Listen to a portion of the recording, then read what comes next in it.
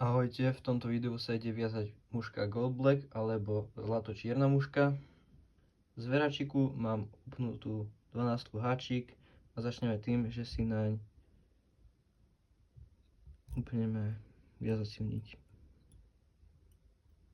Takto. Prvý točný konček odstrihneme.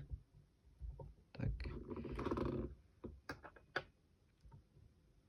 Dostaneme sa až dozadu, kde sa háčik ohýba, tam zastavíme zo pár omotov naspäť. Ďalej si z väčšieho pierka, kľudne takéhoto, vytrhneme zo pár štetov, ktoré následne pripevníme na zadoček. Jak takto. Ďalej si zoberieme zo dve pavie pierka, priviažeme, bubujnou sa presunieme dopredu a krúžkujeme zhruba do polovičky háčika, kde si to následne opäť prichytíme a odstrihneme.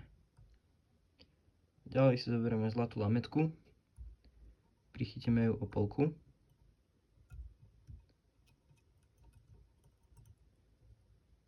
a natesno s ňou krúžkujeme až dopredu, vlastne aby nebola medzi ňou žiadna medzera.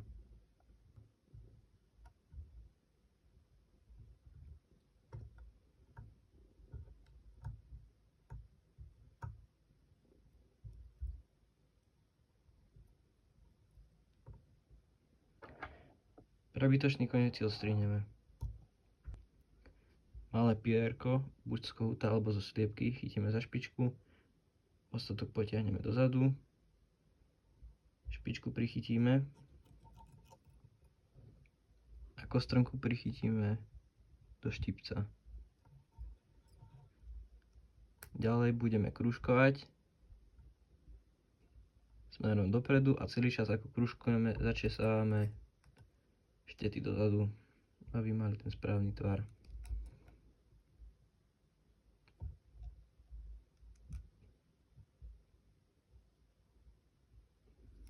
Pierko si opäť prichytíme.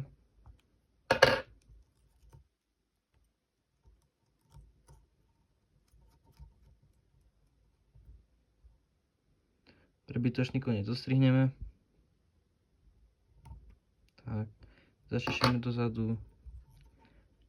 Urobíme výraznejšiu hlavičku a nakoniec iba zauzlíme.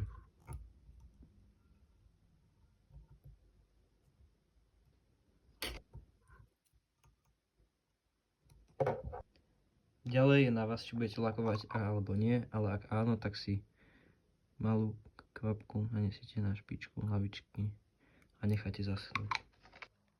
No a mušku máme hotovú, už len stačí zobrať k vode a otestovať.